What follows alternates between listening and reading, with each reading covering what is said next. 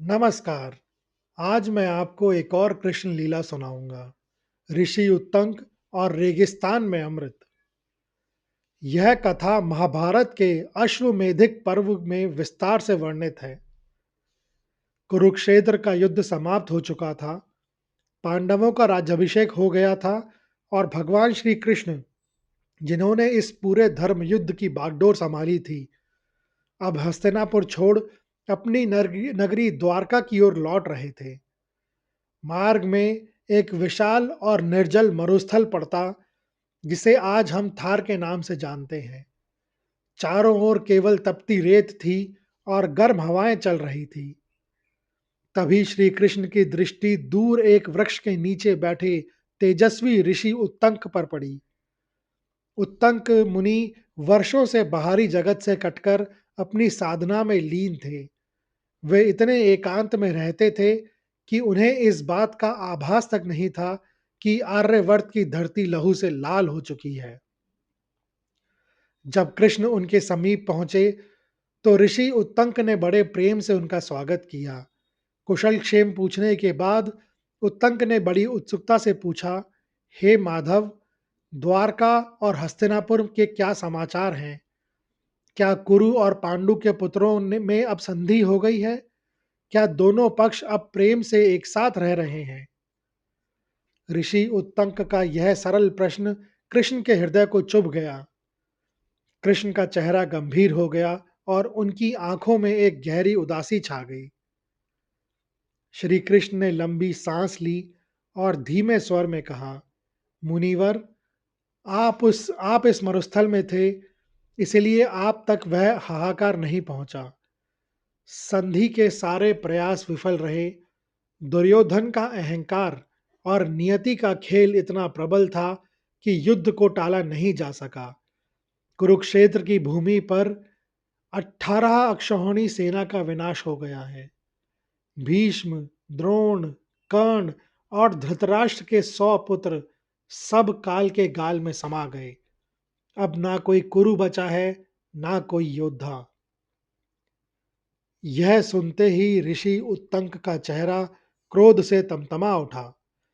उनकी आंखों से अग्नि की लपटें निकलने लगी। उन्होंने तेज आवाज में कहा, हे कृष्ण, आप सर्वशक्तिमान हैं, आप योगेश्वर हैं, फिर भी आपने इस संहार को होने दिया। आप पांडवों के प्रिय थे और कौरवों के लिए भी सम्माननीय थे। यदि आप चाहते तो यह युद्ध रुक सकता था। आपने अपनी शक्ति का प्रयोग शांति के लिए क्यों नहीं किया प्रभु? आपने छल कपट से वीर योद्धाओं को मरवाया। इस विनाश के लिए मैं आपको इसी क्षण श्राप देता हूं। उत्तंक ने श्राप देने के लिए अपने कमंडल से जल हाथ में लिया। मरुस्थल की हवाएं अचानक रुक गई और प्रकृति कांप उठी। परंतु श्री कृष्ण विचलित नहीं हुए। उन्होंने हाथ जोड़कर शांत स्वर में कहा, मुनिवर, श्राप देने से पहले एक बार मेरा पक्ष सुन लीजिए। मैंने शांति के लिए क्या नहीं किया।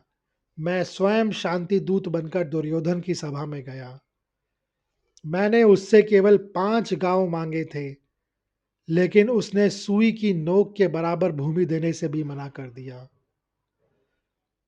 उसने मुझे बेड़ियों में गिरफ्तार करने की कोशिश की। अधर्म इतना बढ़ चुका था कि बिना विनाश के नई सृष्टि संभव नहीं थी। मैंने सबको बचाने का प्रयास किया, लेकिन काल के आगे सब विवश थे। श्री कृष्ण ने आगे कहा, उत्तंक, आप एक महान तपस्वी हैं। क्या आप मेरा वह स्वरूप देखना चाहेंगे जो यह सब संचालित करता है? क्षण भर में उस तपते मरुस्थल में एक अलौकिक प्रकाश फैल गया। कृष्ण ने उत्तंक को अपना विश्व रूप दिखाया। ऋषि ने देखा कि संपूर्ण ब्रह्मांड, सारे देवता, सारा विनाश और सारा सृजन कृष्ण के भीतर ही समाया हुआ है। कुरुक्षेत्र का युद्ध भी उसी विराट योजना का एक छोटा सा हिस्सा मात्र था। विश्व रूप के दर्शन करते ही उत्तंक के हाथ से जल गिर गया। उनका अहंकार और क्रोध विलीन हो गया। वे कृष्ण के चरणों में गिर पड़े और बोले, हे वासुदेव, मैं अज्ञानी था। मैं आपकी माया को नहीं समझ सका। कृपया मुझे क्षमा करें। तब श्री कृष्ण ने अपना दिव्य रूप समेटा और पुनः अपने चतुर्भुज रूप में प्रकट हुए। ऋषि उत्तंक का हृदय भक्ति से सरोबार था। उनका वह क्रोध, जो कुछ क्षण पहले प्रलय लाने को आतुर था, अब शांत शीतल जल की तरह बह रहा था। कृष्ण ने मंद मुस्कान के साथ ऋषि के कंधे पर हाथ रखा और कहा, मुनिवर, आप जैसे श्रेष्ठ तपस्वी का क्रोधित होना उचित नहीं था, किंतु मैं आपकी निष्ठा से प्रसन्न हूँ। आपकी तपस्या ने इस मरुस्थल को भी पवित्र कर दिया है। मांगिए, मैं आपकी किस इच्छा को पूर्ण कर सकता हूँ। ऋषि उत्तंक ने हाथ जोड़कर आकाश की ओर देखा। उस समय दोपहर का सूरज अपने चरम पर था। रेत की लहरें आग की लपटों जैसी लग रही थी और दूर दूर तक कहीं छाया का नामो निशान नहीं था। उत्तंक एक क्षण के लिए मौन रहे। वे चाहते तो अमरता मांग लेते, वे चाहते तो मोक्ष या दिव्य शक्तियां मांग लेते, किंतु उन्होंने अत्यंत विनम्रता से कहा, हे जनार्दन, मैं एक सन्यासी हूँ। मुझे वैभव या स्वर्ग की लालसा नहीं है, किंतु इस मरुस्थल का मार्ग अत्यंत कठिन है। यहाँ सूर्य की तपिश प्राण सोख लेती है। अक्सर यहाँ से गुजरते समय प्यास से कंठ सूख जाता है और बुद्धि काम करना बंद कर देती है। यदि आप मुझ पर प्रसन्न हैं, तो बस इतना वरदान दें कि जब भी मुझे प्यास लगे, मुझे इस निर्जल मरुस्थल में जल प्राप्त हो जाए। भगवान कृष्ण उत्तंक की इस निस्वार्थ और सरल मांग को देखकर प्रभावित हुए। उन्होंने सोचा कि ऋषि पूरी सृष्टि के नियंता से कुछ भी मांग सकते थे। उसने केवल अपनी एक छोटी सी शारीरिक आवश्यकता की पूर्ति मांगी। कृष्ण ने कहा, हे मुनिश्रेष्ठ, आपकी यह इच्छा अवश्य पूर्ण होगी। आज से यह मरुस्थल आपके लिए पराया नहीं रहेगा। जब भी आप व्याकुल होंगे और जल का स्मरण करेंगे, जल स्वयं आपके पास चलकर आएगा। यह मेरा आपको वचन है।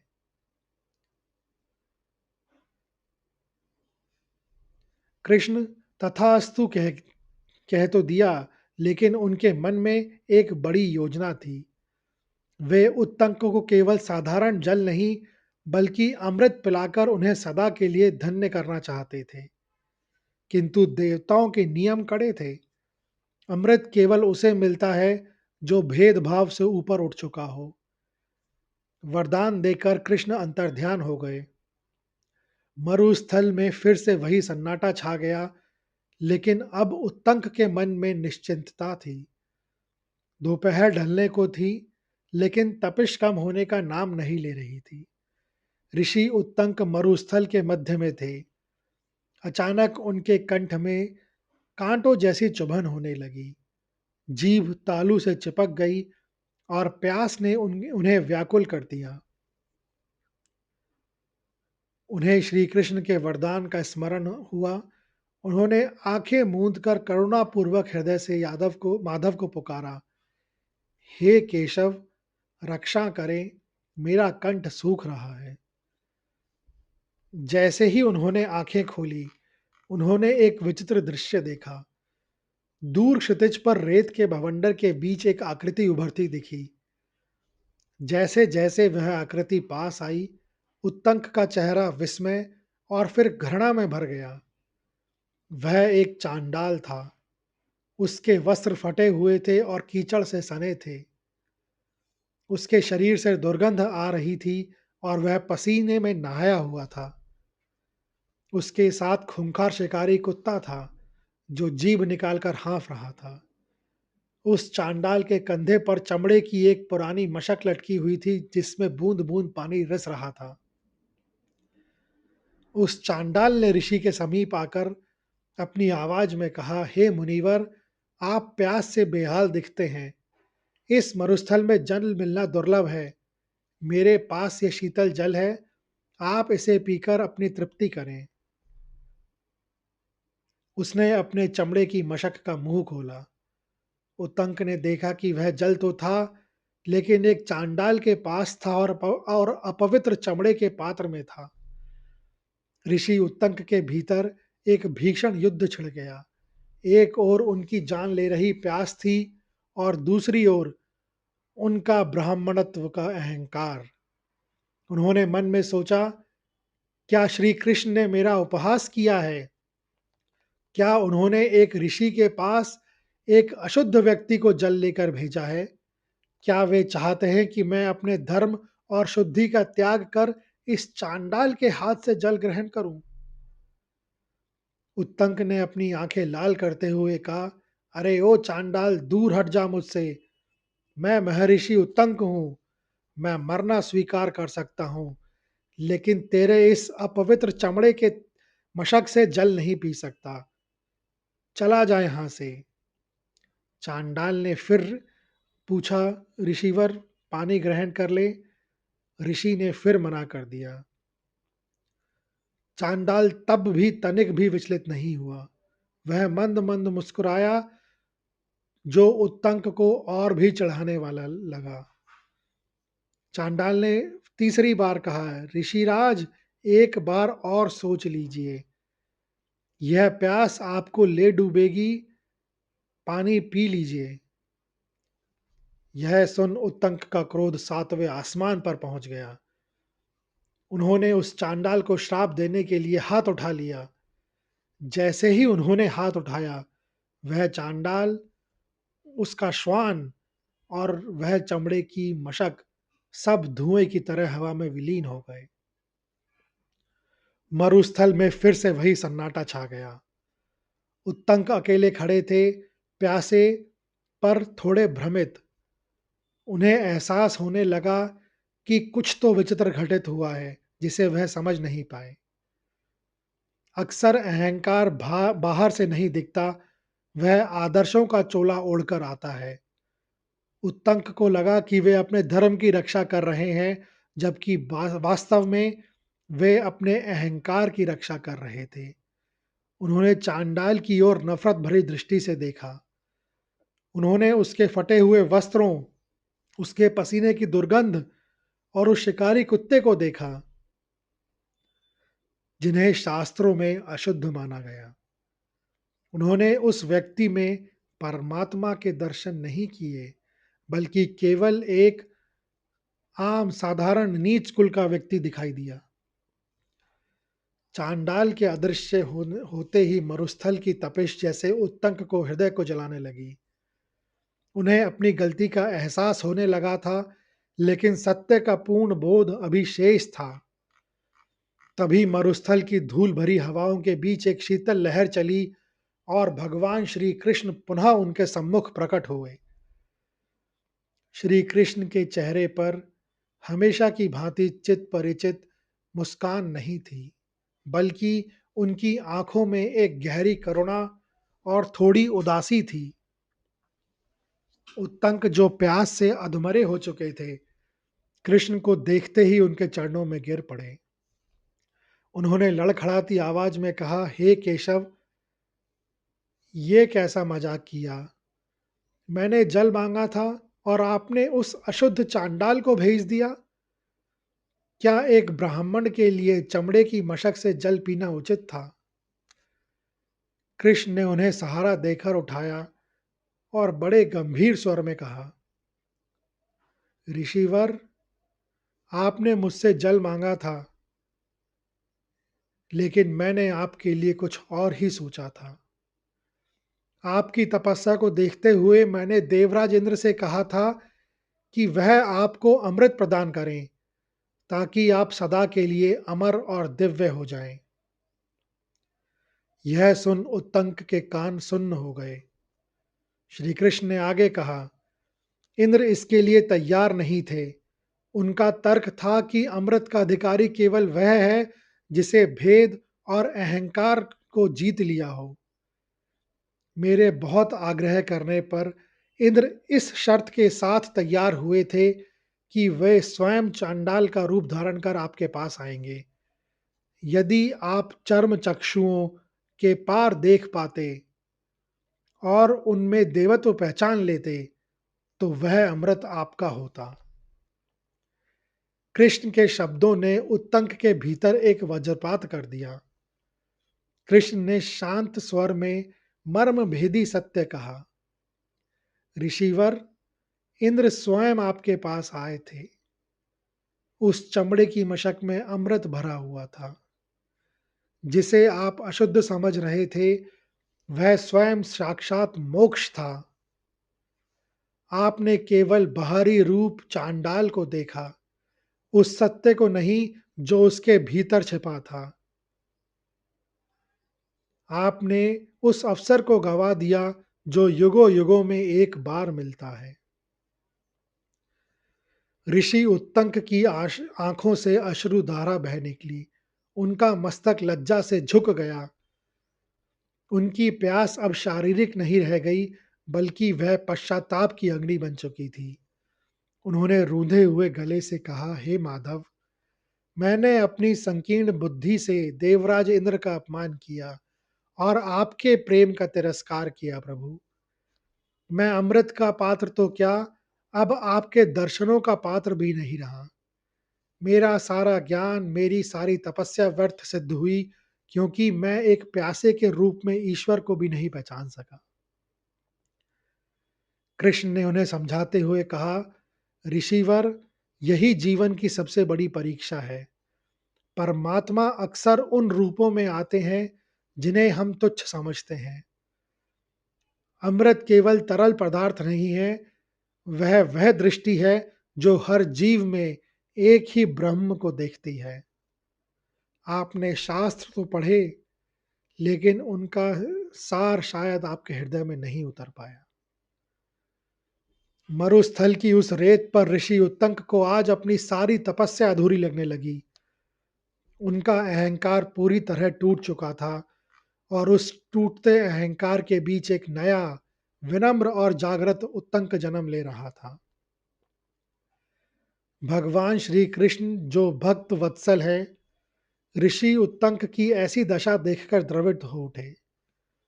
उन्होंने ऋषि का हाथ थामा और कहा, ऋषिवर, आप दुखी ना हो। मनुष्य का अहंकार अक्सर उसकी दृष्टि पर पर्दा डाल देता है।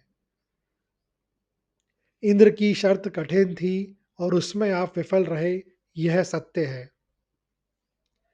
इंद्र अब अमृत वापस ले जा चुके हैं और देव नियमों के अनुसार उसे अब दोबारा नहीं लाया जा सकता। किंतु आपके पश्चाताप की अग्नि ने आपकी आत्मा को शुद्ध कर दिया है। मैं अपना वरदान निष्फल नहीं होने दूंगा। भले ही आप अमर ना हो सके, लेकिन आपकी यह प्यास आने वाली पीढ़ियों के लिए जीवन का स्रोत बनेगी। कृष्ण ने आकाश की ओर संकेत किया और घोषणा की, हे मुनिवर, अब से जब भी इस तपते मरुस्थल में आप प्यासे होंगे और मेरा स्मरण करेंगे, आकाश में घने और शीतल मेघ छा जाएंगे। ये साधारण बादल नहीं होंगे, इन्हें उत्तंक मेघ कहा जाएगा। ये बादल रेगिस्तान की तपिश में भी शीतल जल की वर्षा करेंगे और आपकी तथा यहां से गुजरने वाले हर प्यासे राही की प्यास बुझाएंगे। देखते ही देखते उस भीषण गर्मी में अचानक ठंडी हवाएं चलने लगी। नीले आसमान पर गहरे काले बादल उमड़ आए। बिना बारिश के मौसम के मरुस्थल की सूखी धरती पर मीठे और शीतल जल की वर्षा होने लगी। उत्तंक ने उस जल को केवल अपनी प्यास बुझाने के लिए ही नहीं, बल्कि कृष्ण के प्रसाद के रूप में ग्रहण किया। माना जाता है कि आज भी राजस्थान और मारवाड़ के मरुस्थलीय क्षेत्रों में जब कभी बिना मौसम के अचानक वर्षा होती है, तो वहां के लोग उसे उत्तंक मेघ का प्रसाद मानते हैं। यह कथा हमें याद दिलाती है कि ईश्वर हमारी छोटी छोटी प्रार्थनाओं के बदले हमें बहुत कुछ देना चाहते हैं। बस हमें उनकी दृष्टि को अहंकार से मुक्त रखना चाहिए। यह कहानी हमें दो महत्वपूर्ण बातें सिखाती है। पहली, भेदभाव का त्याग। ईश्वर की कृपा किसी भी रूप में आ सकती है। जाति, वेशभूषा या बाहरी दिखावे के आधार पर किसी का अपमान करना हमें दिव्य कृपा से वंचित कर सकता है। और दूसरी, पात्रता। ज्ञान या शक्ति प्राप्त करने के लिए केवल तपस्या काफी नहीं है, बल्कि मन का उदार और अहंकार रहित होना भी आवश्यक है। यह कहानी सुनने के लिए धन्यवाद। अगर आपको यह कहानी अच्छी लगी हो, तो कृपया इस वीडियो को ज़्यादा से ज़्यादा लोगों के साथ शेयर करें, लाइक करें व चैनल को सब्सक्राइब करें। कमेंट्स बॉक्स में लिखें, जय श्री कृष्ण।